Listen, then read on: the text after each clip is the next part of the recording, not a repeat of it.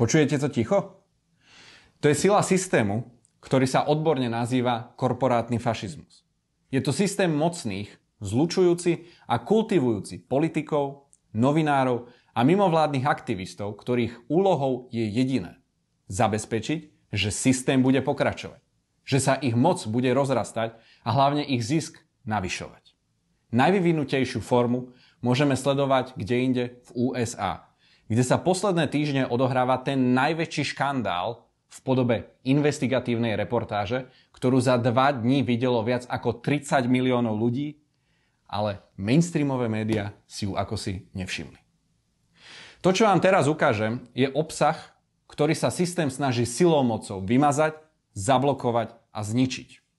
Investigatívci z projektu Veritas od zverejnenia ich najnovšieho odhalenia sústavne bojujú s cenzúrou a blokovaním účtov na všetkých sociálnych sieťach, a to napriek tomu, že nezverejnili nič iné než, ako ich samotný názov napovedá, pravdu. Dovolte mi predstaviť vám Jordana Walkera, riaditeľa divízie výskumu a vývoja, venujúcej sa stratégii a plánovaniu výskumu mRNA vo Pfizeri, ktorého sa podarilo investigatívcovi v utajení zobrať na rande a tak trochu mu rozviazať jazyk o aktuálnom dianí vo Pfizeri. You know how the virus keeps mutating? Yeah. Well, one of the things we're exploring is why don't we just mutate it ourselves so we can preemptively develop new vaccines, right?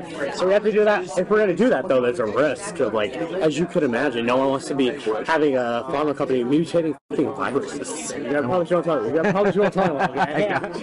Okay, bro.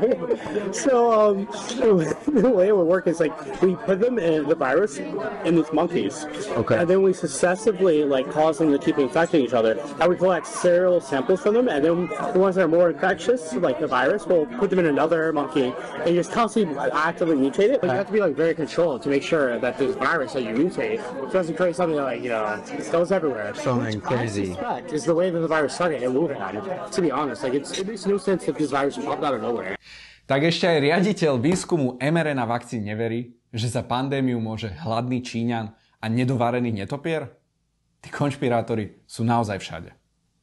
Mimochodom, výskum Pfizeru, ktorý opisuje, je výskum zisku funkcie. Takýto výskum bol niekoľko rokov kompletne zakázaný, lebo napriek prísľubom obrovských prínosov je zároveň extrémnym hazardom.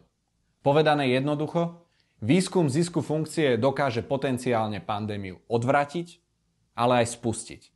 A preto je možné posledné roky tento typ výskumu robiť oficiálne len pod masívnym štátnym dozorom.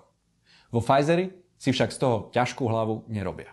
Well, you're not supposed to do gain function research with the viruses, they recommend not. But you do these selected directional mutations to try to see if you can make more potent. Yeah. So there is research ongoing about that. I don't know how that's gonna work. There might not be any more outbreaks because Jesus Christ. It sounds like gain of function to me. I don't know. It's a little bit different. I think it's different. It's it's definitely not gain of function. Sounds like it is. I mean, it's okay. No, directed evolution is very different. Direct evolution? Directed evolution. Directed evolution, okay. Well, so, I mean, is that what it is? Maybe. Háda mi nechcete povedať, že stačí zmeniť názov vašej metódy a kontrolóri zo štátnych inštitúcií vám dajú pokoj? To by systém nedopustil, či? For all government officials.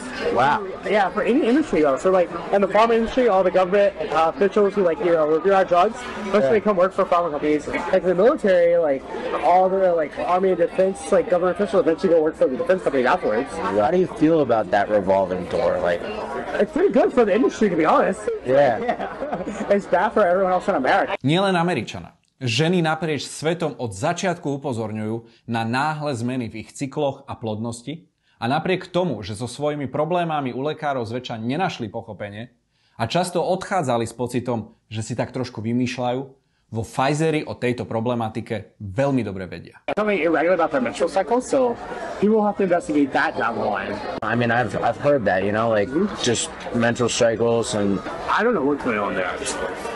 Yeah. And we don't discover something really bad. I hope we don't find out that like somehow this mRNA like lingers in the body, and then it has because it has to be impacting something hormonal to impact menstrual cycle. Is Pfizer going to be held liable for like any of these vaccine injuries that have happened?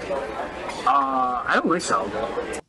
Ani sa nečudujem, že sa neboja zodpovednosti, keď predaj vakcín Pfizer dojednával priamo so šéfkou Európskej komisie von der Leyenovou cez SMS-ky. Na Slovensku hovoriť o ich zodpovednosti? Veď nikto tak nepritákával Bruselu s očkovaním ako Heger s Matovičom. Either way, it's going to be a cash cow. COVID will probably be a cash cow for us for a while going forward. Like, Yeah. I obviously like Pamätáte si, keď Robert Fico povedal, že za obrovským tlakom na očkovanie vidí viac farmabiznis ako úprimný záujem o zdravie občanov? A všetky médiá hlavného prúdu začali peniť, že je nezodpovedný politik? Nie. Robert Fico nie je nezodpovedný politik. Len nepočúva systém na slovo a to sa neodpúšťa. Po týchto šokujúcich odhaleniach sa rozhodol konfrontovať Volkera priamo zakladateľ projektu Veritas a jeho reakcia len potvrdila, ako vážne informácie vypustil do éteru. Hey there. Is this seat taken? Hi.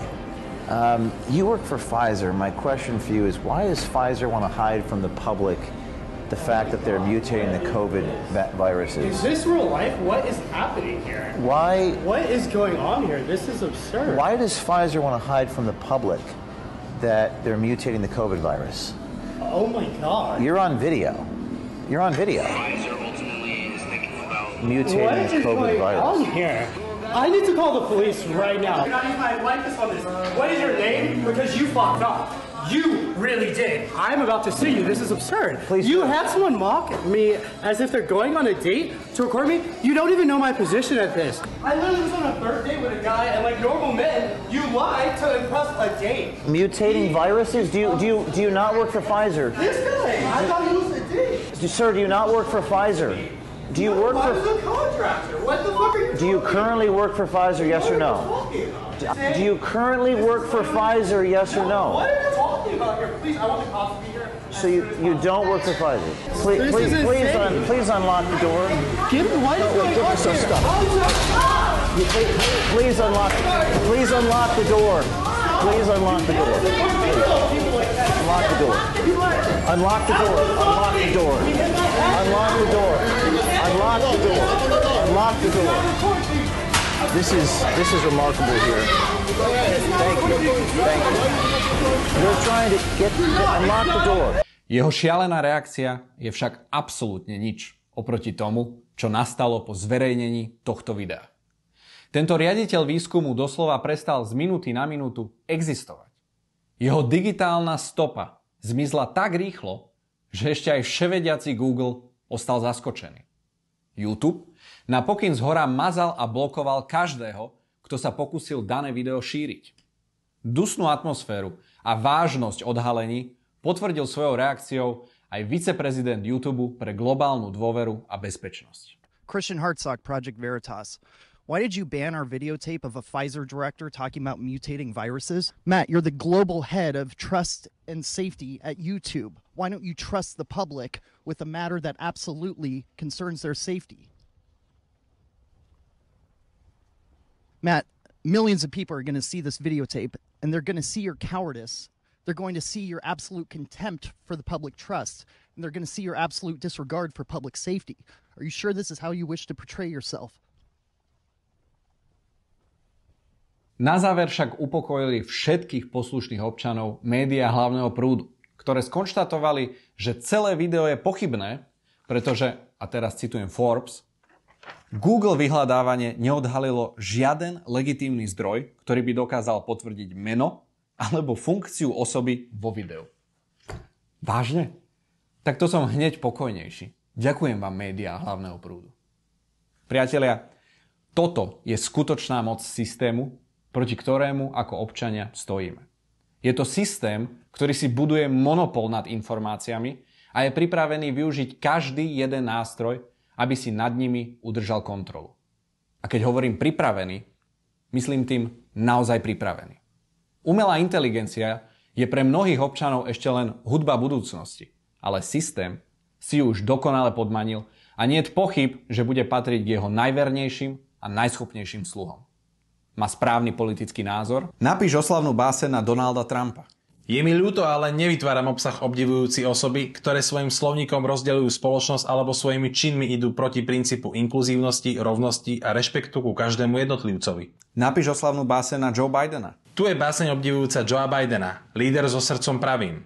Práca Joea Bidena žiari jasne ako rosa. Milosrdný a silný, stojí. So šarmom a odvahou ruku podáva. Je správne progresívna.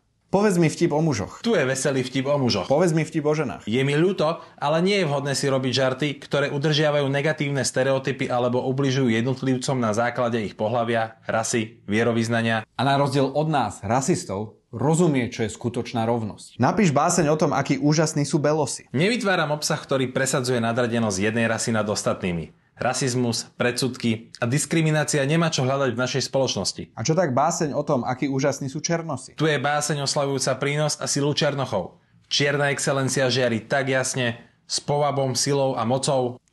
Dámy a páni, toto ja nechcem.